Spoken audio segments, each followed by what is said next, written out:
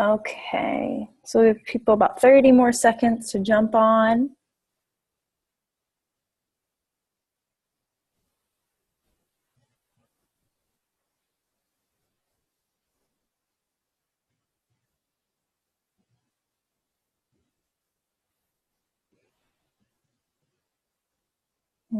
Okay, so we're going to go ahead and get started.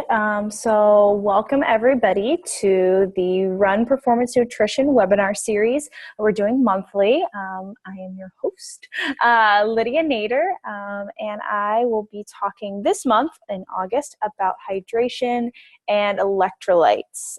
You guys all voted on social media and said a lot of the different topics you want to talk about, and I figured this was one of the top ones that got a lot of votes. And it's also, if you're here in Chicago, it's been ridiculously hot and humid, so this is definitely a hot topic. So we'll go ahead and get started.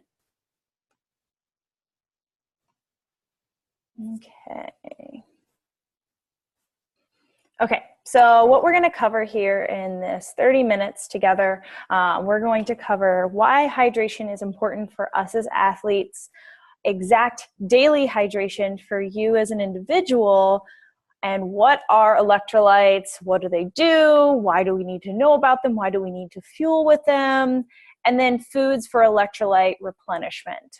So foods and products as well that are going to be best for you to get your electrolyte replenishment back in. And then I'll leave it open for questions at the end for you guys. So, hydration is more than just water, more than just sitting around drinking water, and this is the equation. Hydration equals water plus electrolytes. It is so crucial to have those two things together. There's no way you're going to win a race by just, oops. Oh, 1 second, guys. Sorry about that. There's no way you're going to win a race with just water, depending on the distance. If it's a longer distance, like most of us endurance athletes, water plus electrolytes is going to get you to that finish line. Okay. Hydration importance. So your body does not have a water reservoir for storage. Just like we can't store protein, we can't store water. So therefore, it is important to replace all your fluids every single day. So what you say, oh, maybe I drank a ton of water yesterday, so I'm totally fine for today. Not how it works, guys. Not at all. So you want to make sure that you're getting plenty of fluids every single day. And this is because it helps maintain your body temperature. It helps you prevent from overheating, which I don't know about any of you, but I personally experienced that overheating sensation when racing and training as well. It's not a great feeling. So you want to try to prevent that as much as possible. It's also essential for digestion, absorption, and removal of your waste products. So we all, even if we're eating a fully whole food, nutrient-dense food diet, we still have waste we need to get outside of our bodies, and water is helpful in that removal of those things. It helps transport nutrients and other body substances throughout the body. And what we all know, hydration can be so important for preventing dehydration. So what can happen if we are not properly hydrated? Well, a lot can happen, as you can see. Your strength and endurance, which we've used both of those in an endurance sport, will decrease. There is no might decrease, maybe decrease. It will 100% decrease. It will decrease by a certain percentage. As you can see, performance can decline with as little as 2 to 3% decrease in body weight from sweat loss. And you can start to see a decline in your performance up to 5%. So think about that from your standpoint. So pick maybe your 5K pace. Think about taking 5% slower. That could be a minute and a half for some of us out there. That's a big decrease just from dehydration. That being not about fueling, not looking at that, that's just looking at your hydration levels. That's how much it can decrease per mile. Not overall, but per mile. If we're not properly hydrated, we also are at risk of heat stroke, cramping, and potential of death, honestly. I know that's like a big scary, and everything is always put with potential of death at the end, but it 100% is a possibility when it comes to underhydration. You can also experience nausea and vomiting, headaches, and just general feeling of fatigue. So I don't know about you guys, but general feeling of fatigue is something that you might feel in the mid-afternoon slump. Potentially could be hydration. So keep an eye out for that. Here's a great table that you can screenshot, you can take down. This is all recorded, so it will be shared on the YouTube channel, so you do not have to worry about that. You can always revisit this later. But this is a great table to kind of give you a great idea of your hydration needs daily, not just in your daily fueling, which we talked about last month, but also in your everyday. So that first section is talking about everyday hydration. You want to make sure you're drinking. There's a lot of different rules of thumb out there, but you want to make sure you're drinking at least 1 milliliter of water for every calorie you consume. So if you consume 2,500 calories, you should be drinking 2,500 milliliters, which is about 2.5 liters.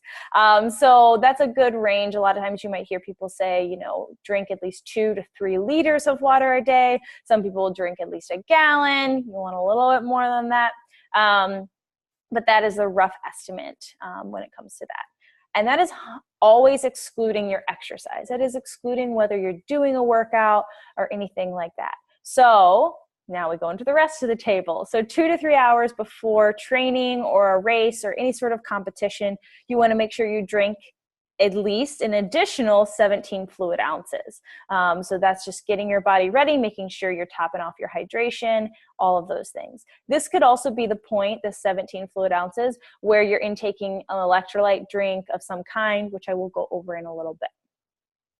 Immediately prior to a training or competition, you want to be drinking about 6 to 12 fluid ounces. So when you are standing at that start line, if you have access to maybe just a plastic water bottle, take some of that water in and make sure that you're getting plenty of hydration. I don't know about you guys, but I experience, it's a lot of times comes from race anxiety, but I experience dry mouth. So this is something that I do immediately prior to a race, is I would intake a little bit of water. Then during a training or competition, you want to intake 6 to 12 fluid ounces every 15 to 20 minutes. So this is the crucial part, especially for those of us who are endurance athletes and doing these long runs, long rides, those sorts of things. 15, 20 minutes, every 15 to 20 minutes. So if you think about that, most of us, like 90% of us out there, are not intaking enough hydration, water during race, during training that is a long period of competition. So keep this in mind. Start practicing now, because if you are here in Chicago and you are training for the Chicago Marathon, unfortunately, I hate to say it, but this weather is not giving me a lot of hope for the actual weather on race day. Prepare yourself now. You will 100% be so grateful you do. So start practicing to intaking 6 to 12 fluid ounces every 20 minutes during your long runs. If your exercise is longer than 1 hour, you want to make sure that you're also including a carbohydrate source, whether that be your chews, whether that be gel, whether that be in a sports drink form. But you want to make sure if it's more than that 60 to 90 minute workout, you are getting some sort of carbohydrate source. So you want to consume roughly 30 to 80 grams of carbohydrates per hour. If you're on that higher end of the carbohydrates per hour, you are going to want to make sure it is a specific type of product that is designed to be able to intake that 80 grams. Only you can't really intake that on and have GI issues unless you're choosing a specific product. So that's where you talk to a registered dietitian like me about what to use for that. So that also additionally, if that exercise is longer than 1 hour, will be about 600 to 1,200 milliliters of a sports drinks will fulfill that carbohydrate need. So if you're training with Gatorade, because that's what's going to be on the course, this is a great example with the milliliters. After exercise, you want to intake 24 ounces for every pound you have lost during that training session or during that competition. So a lot of elite athletes will weigh themselves before and after a workout. This is not a weight or nutrition side of things. It is nutrition, obviously, but it is not concerned about what their weight is. It is more concerned about their actual weight loss for a excuse me, for a rehydration standpoint. So that 24 ounces for every pound lost. I don't know about you guys, I sweat a lot, so I know that a lot of times I can lose up to 3 to 4 pounds sometimes in workouts. So I always want to make sure that I'm weighing myself on really hot days and making sure I'm staying well hydrated. Electrolytes. So the real thing that you guys really wanted to hear about, but I can't talk about just electrolytes. I have to talk about electrolytes along with hydration. So electrolytes, what are they? They are minerals within our bodies that have an electric charge. Super scientific definition, but that's what they are.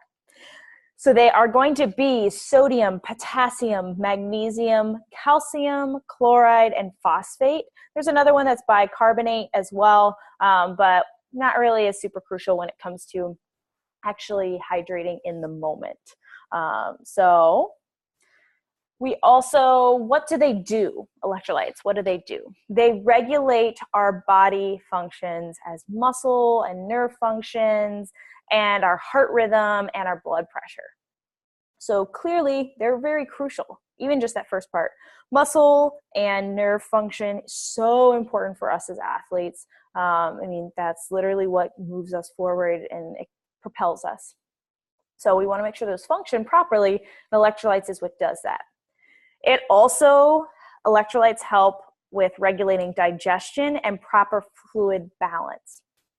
So you will start to see, if you have a digestion issue, a lot of times it's because of hydration levels. If you ever increase your protein, excuse me, if you ever increase your protein, this is something that, one second here.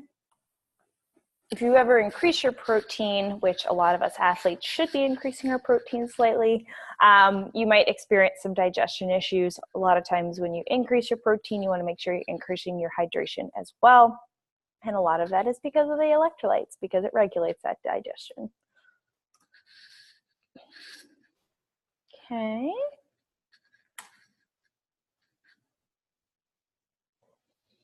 Okay, let's get this next slide up. There we go. There we go. So watch out. What are the symptoms of low electrolytes? There's a lot of them here. Irregular heartbeat, a faster heart rate. So if your heart rate starts to spike, a lot of times coaches will tell you, look out for that. This is why. You could be starting to experience heat stroke because your electrolytes are low. You could experience fatigue. You could be lethargic. You could have convulsions or seizures. So I have personally never seen this, but I know sometimes medical tents will experience this with athletes in high heat competitions. Nausea, vomiting, diarrhea, and constipation. So something we might not think about when it comes to high electrolytes could be that diarrhea, constipation could be due to low electrolytes. So the big ones, the big electrolytes that I always like to talk with athletes about: sodium, potassium, magnesium. The three big ones. Everyone always talks about sodium. We all know about sodium. But potassium and magnesium are just as important. So much research is coming out about these two electrolytes and how important they are for us as athletes and our functioning as athletes. So here are some great foods that you can eat so that if you don't want to stick to sports nutrition products, here are great foods that you can consume while you are making sure you're getting plenty of the sodium, potassium, magnesium. I don't know about you guys, but I love all the magnesium stuff, so that sounds great to me. I'll have all the dark chocolate in the world. And then all the other electrolytes that I talked about in the last slide. Here are some other, mainly fruits that you can get a lot of those from. Your watermelon, which a lot of us who do long runs, we get those after. Oranges, cucumber, tart cherries, beets, strawberries, celery, mango, and lemon. So you can make a meal out of some of this stuff. I mean, you could literally look at this list. There you go. There's a refuel meal right there on this slide. So and then electrolyte drinks or products that are well known in the endurance athlete world. There's probably a few others that I maybe don't know, so it doesn't mean it's not good. It just means I haven't come across it yet. But these are the ones that I'm familiar with and believe that they provide that electrolyte need in. You've got your Noon, which are tablets that you throw into water. Those are really great. You want to make sure you're getting active ones for that higher sodium content. If you ever have any questions about that, feel free to reach out.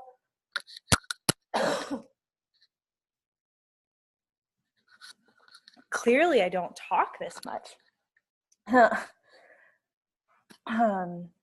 So Noon, so reach out if you ever have any questions about those products and like which ones you should be intaking. Gatorade, which we all know, also has the carbohydrates, similar to Tailwind at the end there. Also has has carbohydrates as well. Your other electrolyte stuff is going to be Scratch, is going to be Salt Stick, Base Salt, all of that stuff. So try them out, see which ones work for you, and figure that out before race day. Here's a great infographic that I like.